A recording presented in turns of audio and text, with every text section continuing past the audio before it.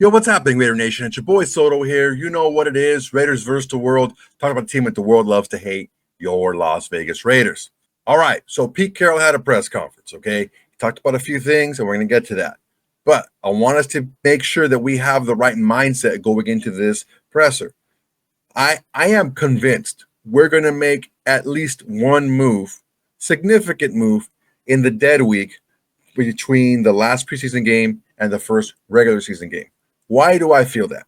Because I feel that Pete Carroll wants to win now. He does believe in developing young players, but he also believes in playing young players. So what that means is he needs to have confidence that the young players there can perform at a specific level.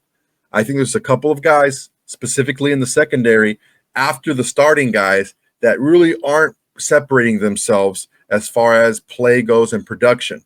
So I can see us making a splash to bring someone in the secondary for sure. Also, there's talks about Trey Hendrickson, and we'll talk about that on another video. But for right now, I do see that there is still some ability for mobility in the offensive line, potentially, and maybe in the backups in the second half, right? Maybe some potential for movement in the defensive line, also in the secondary. I think that, the quarterback, running back, tight ends, receivers, I think those are pretty much locked in as far as starters go and backups. Linebacking core is pretty much, I think, locked in as far as starters go. A secondary can be fluid. I think Caillou, Blue Kelly, Eric Stokes are pretty much locked in as starters, but who's going to be behind them? Where's the hierarchy going to be? Special teams, stuff like that. So there's a lot left to be decided. And let's take a listen to what Pete Carroll had to say about the different position groups that have some uncertainty, right? And also what's going to happen and what to expect in the following preseason game. And we're going to get to all that. But before we do, I want to make sure everyone please like, comment, and subscribe to this video. It's an excellent way to support the channel. It's absolutely free to do. And it's the bare minimum you do to support the channel besides doing nothing, just watch the video. All right, guys. On top of that, we also have the Shield Society. What is the Shield Society? Really quick, really easy. $4.99 a month. What does that give you? It's membership to the Shield Society for Raider Nation here at Raiders versus the World. You get the videos right away. As soon as I upload them, even if they're scheduled for a different day, you get them pop right away. Also, you get the access to the watch party. Every regular season game is going to be a watch party with myself. Also, you have the ability to be on the show yourself. I'm going to send you guys links during the watch party, and we'll talk about the rules. But if you're there and you're available and you meet the criteria, you can be on the show with me during the watch party. Make a comment, ask questions, whatever. All right? So that's what you get for right now. I'm going to try to get you more, but that's right now, $4.99 a month, really small price to pay. All right, that's enough of that. Let's get to Pete Carroll.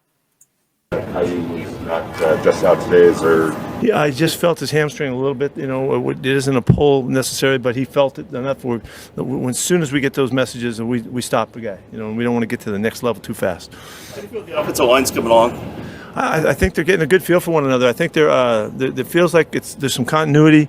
Colton is doing a terrific job. I'm really fired up about what Jordan's doing in the middle, and so it feels pretty solid right now. There's still room for competition on it and all, but at this point, we're feeling pretty good. Dylan is a guy that since he's got here, got drafted, he's been a starter, and he's Mr. Consistent. Would you give us your thoughts on Dylan Parham, please? Yeah, it's interesting you bring him up. He was pissed today. He got mad at the defense getting after the running backs real late in the plays and all that. And if you notice, I was in the huddle with him. I just let him keep going, keep barking, because he was just showing who he is and how he cares and all that. He's tough. He's physical. He moves well. We don't mind putting him on the edge on some situations when we can. He's doing a good job. Tyree Wilson, he set a solid gap and has been showing up his hands. He's playing him outside, inside today. His presence was really felt. What kind of progress have you seen from him? Steady progress. The whole camp, he's been doing a solid job. We've called on him in a number of ways to keep going and keep pushing. We're really trying to make sure that we put him in the right spots that takes advantage of his skills and his comfort and so that he can play at his best. So we have moved him around quite a bit. And so that continues. He's a really talented kid, and we just got to get him out there where he can do some good stuff. We did see Raheem out there today. Yeah, I don't know what's going on with that. I didn't know that he wasn't going to be there today. I missed it. That's my fault. You don't know. Has it been your experience when it came time to make your cuts and get your roster finalized that you found a way to break the news to guys who really worked hard in camp, but just simply there wasn't room for them? I don't think that there's a really. I haven't found in all of the times we've had to face that, I haven't found really the right way to do it other than just tell them exactly what you feel, and it's not always what they want to hear, But I try to come as clear to them as I can, tell them exactly what took place and why, and give them good reasoning, because I know as soon as they walk out that door, their mind is going a million miles an hour, and they're trying to figure out why, and what can I do, what's next, and what's going on, and I feel for every one of them, and so just tell them straight up what the situation was, what the opportunities are, because they ain't ever over. Guys come back to us all the time, and so there is always, to me, there's always a positive look at it. It's not like see you later forever. That's not how we talk. These guys that are in this meeting room right here, they deserve to be part of this club. They have given everything they've got. I love the way that they've fought through maybe their old habits, old ways to join us and be part of the mentality that we're standing for here. And they feel like they're our guys. So when we have to do that, I'm going to try to open the avenue so that they have a sense of how they could wind up coming back to us. And it happens all the time. So we'll see. So the level of competition you were seeking going into camp was met. Yeah, we've been battling. We've been battling. It's every day. They understand that they're trying to make it hard on the guy across from them, just about to the point. Lonnie Johnson said one of our meetings when we were talking about competing, he's talking about, I'm trying to piss you off. I'm trying to make you pissed off at me, And he's talking about pushing so hard that it's uncomfortable for the guys across from him, and then you got to deal with it. And how do you respond? And do you go throw a punch, or do you kick somebody, or hit somebody, or do you take it to heart and you take it as the challenge? We're trying to push it to the edge in everything we're doing, and. So I feel like really good about the level of competition. Coach, you mentioned the communication between the safeties and the corners and the linebackers. Are you seeing that evolve this week? Have you been practicing on that this week as well? It's a really big deal. We've not had we've had some stumbles along the way, but it hasn't been something that's consistently showing up. We missed a call here. We blew a look one time or another here. The big touchdown play against Seattle was we totally screwed that up in the huddle and at the line of scrimmage. We just gave him a touchdown, and so. But it is not like pervasive. It's not. We don't have any problems with it. We just need to keep doing it. And the conversation that they have back there gives the guy next to them confidence that he's right, and he doesn't have to be second thinking. Am I right? Am I doing the right thing? What am I supposed to be doing here? That's what the communication allows us to get to that confidence level, so we can execute really well. Pete, as you're building a roster, what is your philosophy if you got a guy that you think can help you this year a lot? But, man, there's a guy that could potentially a couple years from now be something. How do you weigh that? Really well.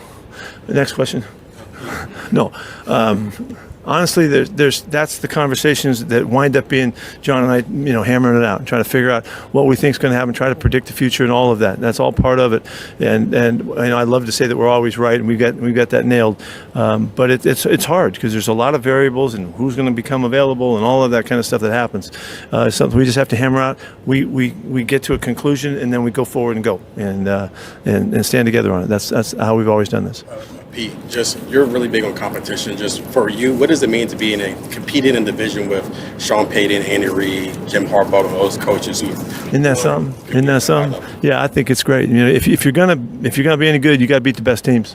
You have to beat them, and so if this division is loaded with that's what's going to make us what we are. And going against Andy and Sean and Jimmy down there, it couldn't be any more challenging because these guys are terrific football coaches and they're going to have a complete team. They're going to bring their kicking game. They're going to bring their run game. They're going to bring their defense. And then they're going to know how to highlight their special players. I mean, that's what this league really, I think dictates. And so I got to get my act together. I got to play up to those guys. In Seattle, you had Sherman Smith as your running backs coach, and now you have Dillon as your running backs coach. Can you just talk about the similarities between the two and father and son, and how crazy was it to see their situation kind of transpire the way that it did? Yeah, that story in the book and the wonderful accounting of all of that has come out. It was really well done and an excellent piece and all that. But to be right in the middle of it when it happened and to see it and you could see the similarities in their looks and their mannerisms.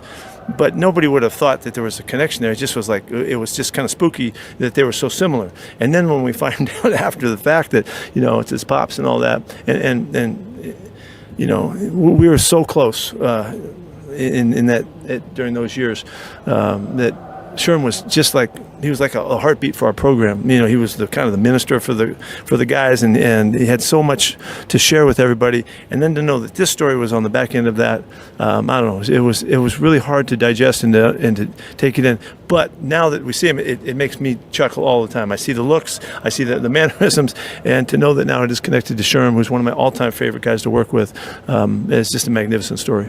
Is everybody live on Saturday, or are some guys going to stay back? Yeah, everybody's live. Yeah. We've seen Terrell Edmonds take on more and more as he's been here. What have you seen from him? I like him. Yeah, he brings you the sense of the experience. I mean, you can see when you watch his film that he's done tons of stuff. He's done all of the stuff at the line of scrimmage, on the deep end, coverage-wise, blitz-wise, and so he brings that to us. And he's got a level of confidence that's obvious. And so it's a great pickup for us. And he's right in the middle of everything, right in the middle of competing for snaps and all of that. Obviously, this is us already, but final preseason game coming up, final roster cuts. What are you wanting to see out of those guys who might be teetering on the 53, 54th spot coming up? I want to see them to go out knowing that there's a lot on the line for them and play like they're capable.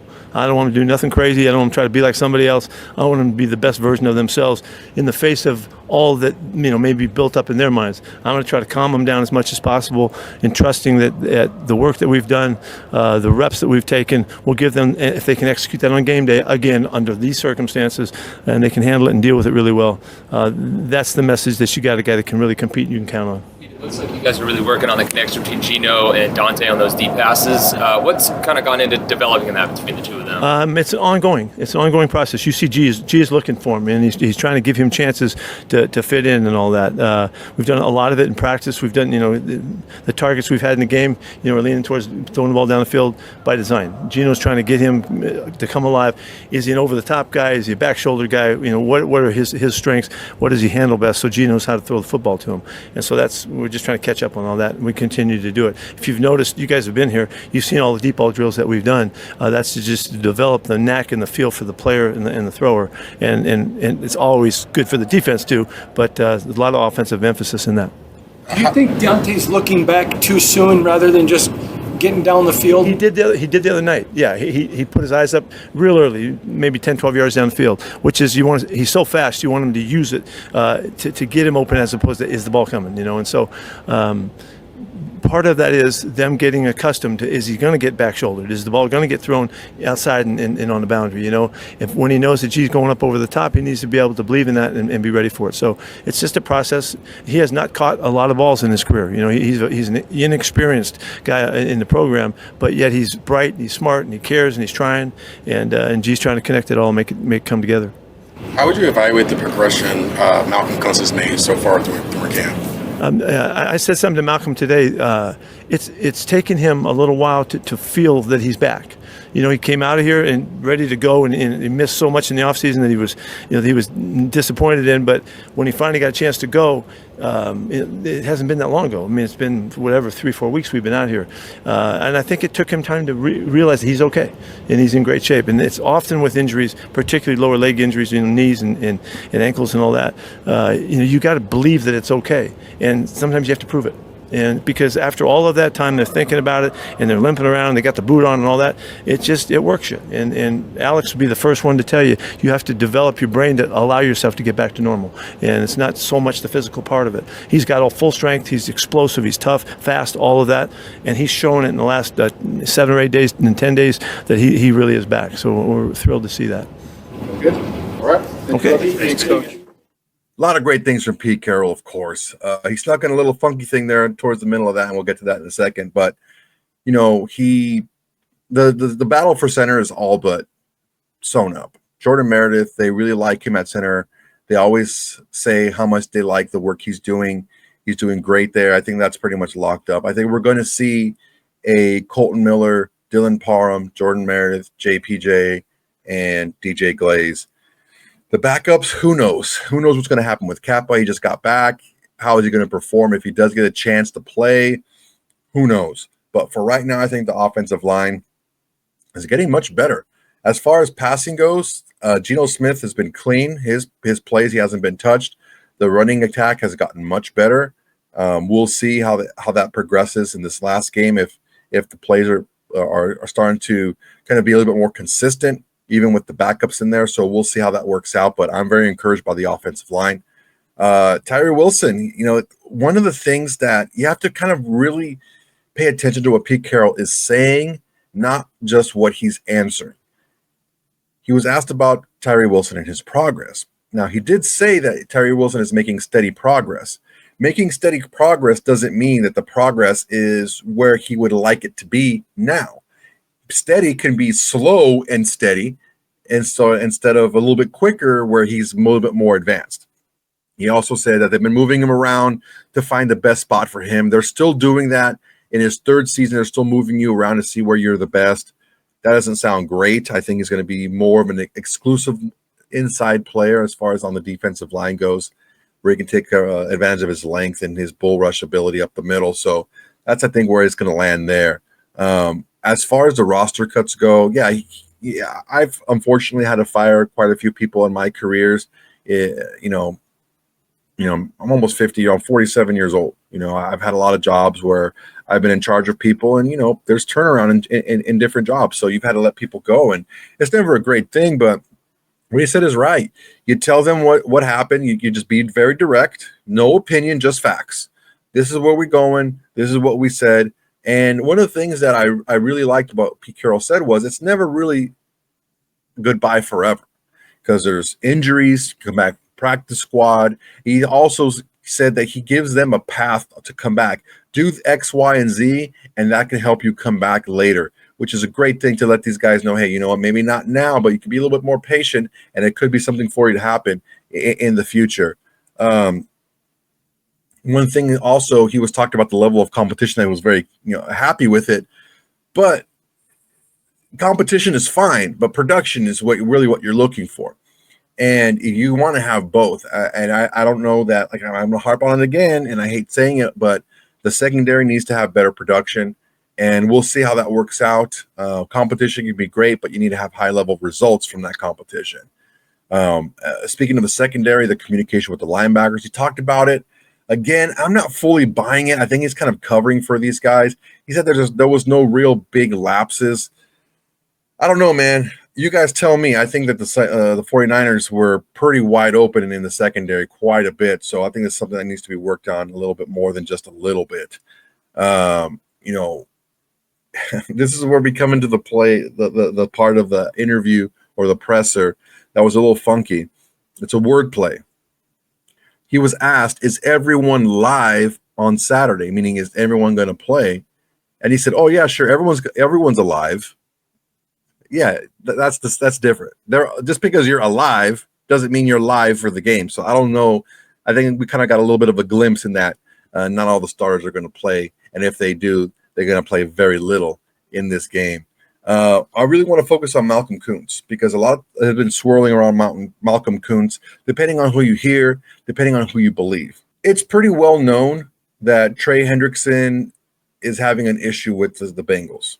What is being reported? And again, I'm not here to say something is true or something isn't true. It's a little bit far-fetched to think that the Raiders are the front runners to land Trey Hendrickson, as has been reported. I would like to see that report echoed maybe once or twice more.